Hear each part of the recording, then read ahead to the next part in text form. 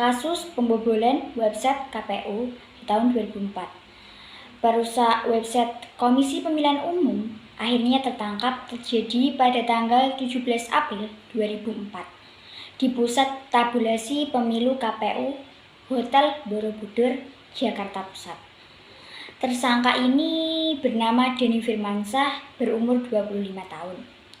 Mengaku bahwa dia merasa tertantang untuk menembus website KPU ini.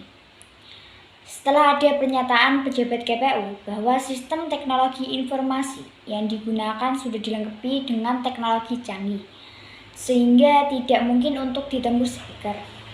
Pelaku ini menggunakan KSS dan CEL injection untuk menembus server KPU dan mengubah tampilan partai-partai politik, namun gagal mengubah hasil perhitungan suara. Tersangka ini dituduh melakukan tindakan pidana hacking, yaitu tindak pidana yaitu hak manipulasi akses ke jaringan telekomunikasi yang dapat menimbulkan gangguan fisik dan elektromagnetik terhadap penyelenggaraan telekomunikasi. Dan ini dijerat dengan pasal 22, pasal 38 dan pasal 50 Undang-Undang Nomor 36 Tahun 1999 tentang telekomunikasi dengan pidana penjara paling lama 6 tahun dan analisa kasus tersebut dengan panduan. Yang pertama itu termasuk ke dalam dimensi moral, apakah permasalahan isu sosial dan etika dalam sistem informasi yang Anda temukan? Jelaskan. Yang kedua, apakah peraturan yang berlaku di Indonesia dapat melindungi hak-hak korban dari permasalahan isu sosial dan etika dalam sistem informasi tersebut? Cari informasi tentang perundang-undangan yang berlaku di Indonesia dan jelaskan. Dan yang terakhir yaitu menurut Anda, apakah yang perlu Anda lakukan di kemudian hari agar terhindar dari permasalahan isu sosial dan etika dalam sistem informasi yang Anda temukan tersebut? Pertanyaan nomor 1. Hacker pada pemilu di tahun 2004 ini termasuk ke dalam dimensi moral, akuntabilitas, dan pengendalian. Karena perbuatan hacker ini merugikan bagi pemerintah maupun masyarakat dan bisa mempengaruhi integritas hasil pemilihan. Para pihak yang berkepentingan atau pihak terkait harus dipertanggungjawabkan atas keamanan dan integritas secara pemilu, termasuk dalam pengelolaan data dan perlindungan terhadap serangan hacker. Integritas hasil pemilihan ini adalah keadaan di mana hasil pemungutan suara melihatkan kehendak yang sebenarnya dari pemilih tanpa adanya pengaruh yang tidak sah atau manipulasi. Berikut saya sampaikan kenapa hacking atau kehadiran hacker dalam pemilu pada tahun 2004 memiliki implikasi moral yang relevan di era informasi pada saat ini. Yang pertama yaitu kewenangan dan tanggung jawab. Perentasan website KPU di tahun 2004 saat itu memperhatikan masalah kewenangan dan tanggung jawab dalam menggunakan teknologi. Di era informasi sekarang, para ahli ilmu teknologi di pemerintah harus bisa mengolah ancaman hacking. Berbagai macam kejahatan hacking dilakukan para ahli IT yang tidak bertanggung jawab untuk keuntungan sendiri. Seperti yang telah saya dapat contoh kasus hacking saat pemilu di tahun 2004, di mana saat itu jaringan internet di Pusat Tabulasi Nasional Komisi Pemilihan Umum sempat down atau terganggu beberapa kali di antaranya. Serangan hacker terhadap proses pemilihan umum ini bisa membahayakan integritas demokrasi dan kepercayaan masyarakat terhadap sistem pemilu saat itu. Hal ini tetap menjadi perhatian utama di era informasi, di mana pemahaman publik tentang teknologi dapat mempengaruhi proses pemilihan umum. Walaupun si hacker ini tidak merubah hasil pemilu dan hanya mengganti nama partai sebagai nama lelucon, ini harus tetap diwaspadai dengan menggunakan penerapan keamanan yang kuat, supaya tidak terjadi hal-hal tersebut lagi. Upaya etika digital. Tindakan peretasan website ini atau hacker dalam website pemilu memunculkan pertanyaan mengenai moral tentang etika dalam teknologi. Tindakan hacker ini dianggap sebagai pelanggaran etika karena mencoba manipulasi atau merusak proses demokrasi. Masalah etis muncul dalam upaya memanfaatkan teknologi untuk mencoba masuk ke dalam website KPU tanpa izin atau persetujuan yang sah, yaitu perlindungan infrastruktur digital. Serangan terhadap pemilihan menekankan perlu untuk melindungi infrastruktur digital dari ancaman siber. Di era informasi saat ini, pelindungan terhadap infrastruktur digital menjadi prioritas utama untuk mencegah serangan dan melindungi data-data penting. Dalam konteks akuntabilitas dan pengendalian, tindakan untuk mengatasi serangan hacker pemilu termasuk dalam upaya untuk memastikan pertanggungjawaban dalam sistem informasi pemilu. Walaupun website tersebut sudah dilengkapi oleh alat-alat canggih, tetapi masih bisa ditembus oleh orang yang menggunakan kepandaiannya dalam menggunakan teknologi informasi. Komisi Pemilihan Umum harus melibatkan serangkaian langkah dalam antisipasi dan persiapan seperti keamanan sistem, pelatihan keamanan siber, kerjasama internasional, dan rencana pemulihan pasca serangan. Ini diperlukan kesadaran akan risiko dari hacker untuk melakukan praktik keamanan yang ketat. Para pihak yang terkait harus bertanggungjawabkan atas keamanan dan integritas sistem pemilu, termasuk pengolahan data dan pelindungan terhadap serangan hacker. Ini juga perlu menyelidiki dan menindaklanjuti insiden hacker untuk mengetahui kelemahan dalam sistem untuk segera diperbaiki. Saya akan menjawab soal nomor 2. Dari dasar perundang-undangan yang berlaku di Indonesia, sudah bisa melindungi hak-hak korban, di mana Denny Firmansyah dituntut hukuman 1 tahun dan denda 10 juta rupiah. Karena Denny telah melanggar Undang-Undang Telekomunikasi. Pelaku Denny melakukan aksi hacking terhadap situs KPU di www.kpu.go.id dengan alasan ingin menguji keamanannya. Meskipun tidak memiliki niat jahat, namun tindakannya tetap dianggap ilegal dan melanggar Pasal 22 dan Pasal 38 Undang-Undang RI Nomor 36 Tahun 1999. Jaksa Penuntut Umum Ramos Hutapea menegaskan bahwa perbuatan Denny membobol situs KPU adalah pelanggaran yang serius terhadap Undang-Undang Telekomunikasi.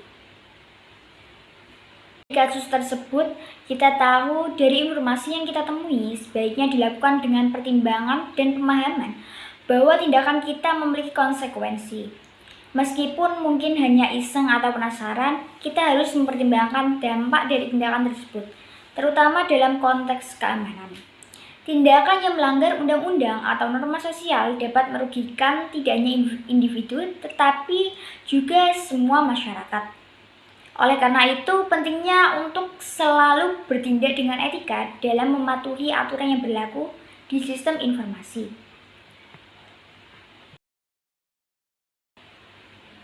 Dari yang saya pahami dan baca mengenai kasus tersebut, Denny dikenakan pasal 22, 38, dan 50 Undang-Undang RI Nomor 36 Tahun 1999. Saya akan menjelaskan secara jelas per pasal yang dituduhkan oleh Denny. Dari tuntutan yang dibacakan Jaksa Penuntut Umum Ramos Hutapea dalam persidangan di Pengadilan Negeri Jakarta Pusat. Dalam tuntutannya, JPU menilai terdakwa terbukti secara sah dan meyakinkan pelanggaran Undang-Undang Nomor 36 Tahun 1999 tentang telekomunikasi.